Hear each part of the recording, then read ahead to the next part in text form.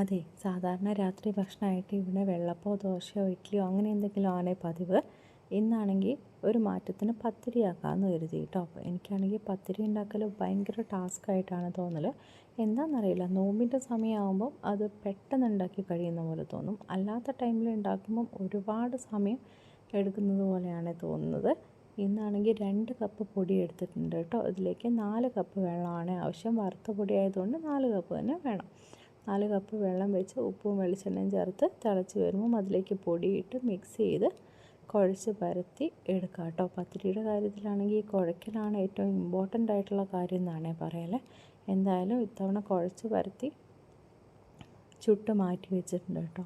പിന്നെ കറിയായിട്ട് ഇന്ന് മുട്ടക്കറി വെക്കാമെന്നാണ് കരുതിയത്. മുട്ട പൊരിച്ചിട്ട് തേങ്ങ അരച്ച് കറി വെക്കുന്നതാണ്. കൂടുതലും കോഴിക്കോട് മലപ്പുറം ഭാഗത്താണ് ഇങ്ങനെ ഒരു കറി കൂടുതലായിട്ട് കണ്ടിട്ടുള്ളത്.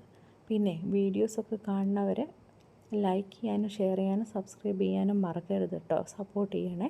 പിന്നെ ചട്ടി വെച്ച് അതിലേക്ക് വെളിച്ചെണ്ണ ഒഴിച്ച് ഒരു തക്കാളി മിക്സിയിലിട്ട് അരച്ച് അതും കൂടെ ഒഴിച്ച് കൊടുക്കുക കേട്ടോ. അത് തിളച്ച് വരുന്ന സമയത്ത് അതിലേക്ക് ഒരു 2 കറിവേപ്പില ഒരു പച്ചമുളകും ചേർത്ത് മിക്സ് ചെയ്യുക. അതിനുശേഷം അതിലേക്ക് ഉപ്പ്, മുളക് പൊടി, മല്ലിപ്പൊടി, ഗരം മസാല, മഞ്ഞൾപ്പൊടി ഇതെല്ലാം കൂടെ ചേർത്ത് നന്നായിട്ട് മിക്സ് ചെയ്തിട്ട് അടച്ച് വെച്ച് വേവിക്കുക. അതിൻ്റെ ഒരു പച്ച സ്മെല്ലൊക്കെ മാറുന്നത് വരെ നന്നായിട്ട് അടച്ച് വെച്ച് വേവിക്കുക. ഈ സമയം കൊണ്ട് കുറച്ച് തേങ്ങ എടുത്ത് മിക്സിയിൽ അരച്ച് വയ്ക്കുക. തക്കാളിയുടെയും മസാലയുടെയൊക്കെ പച്ച സ്മെല്ലൊക്കെ മാറിയതിന് ശേഷം നമ്മൾ അരച്ച് വെച്ച തേങ്ങ ഇതിലേക്ക് ഒഴിച്ച് ആവശ്യത്തിന് വെള്ളം കൂടെ ചേർത്ത് നന്നായിട്ട് മിക്സ് ചെയ്ത് കൊടുക്കുക.